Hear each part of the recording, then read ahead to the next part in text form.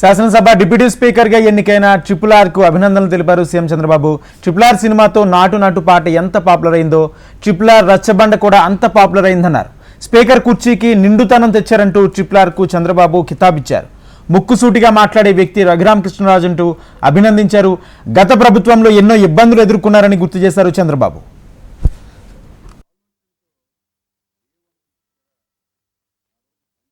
నాటు పాట ఎంత పాపులర్ అయిందో ఈ ట్రిపుల్ ఆర్ రచ్చబండ కూడా అదే మరి పాపులర్ అయింది.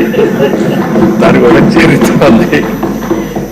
అలాంటి ఒక్కొక్కసారి జీవితంలో కొన్ని సమస్యలు వస్తాయి.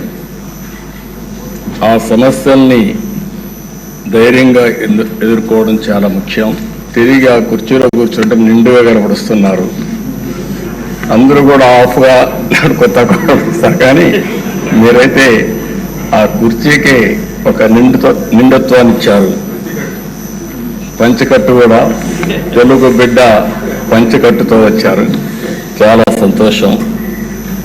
మిమ్మల్ని చూసినప్పుడు, ముఖ్యంగా ఈ కొత్త బాధ్యతలో మిమ్మల్ని చూసినప్పుడు చాలా సంతోషం కలుగుతూ ఉంది.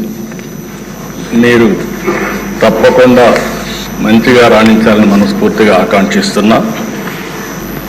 ఏదున్నా సరే ఫ్రాంక్గా మాట్లాడతాడు. మనసులో కల్మషం ఉండదు. ముందు వెనుక చూడకుండా మాట్లాడుతూ ఉంటారు.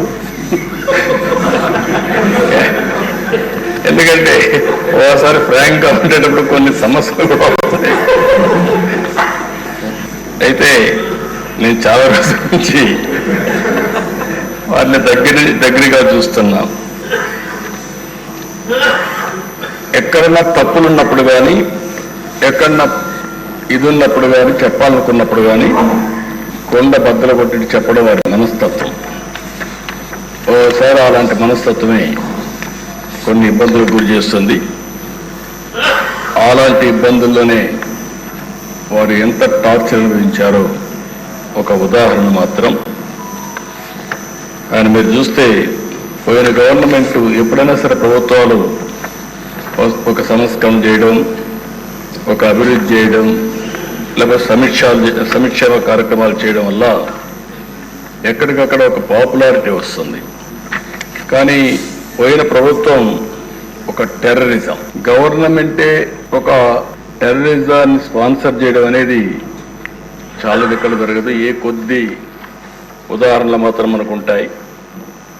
అలాంటి చూసినప్పుడు సొంత ఎంపీ విభేదించినప్పుడు, డిఫర్ అయినప్పుడు కావాలంటే మనం దూరంగా ఉంటాం, అది వేరే విషయం. కానీ ఏ విధంగా ఆయన పైన కక్షగట్టి పనిచేశారో, ఏ విధంగా కుట్రబన్నారో మనం ఒక్కసారి గుర్తుపెట్టుకోవాల్సిన అవసరం ఉంది. ముందు బెదిరించారు, భయపెట్టాలని చూశారు, కానీ ఏమాత్రం తగ్గలేదు.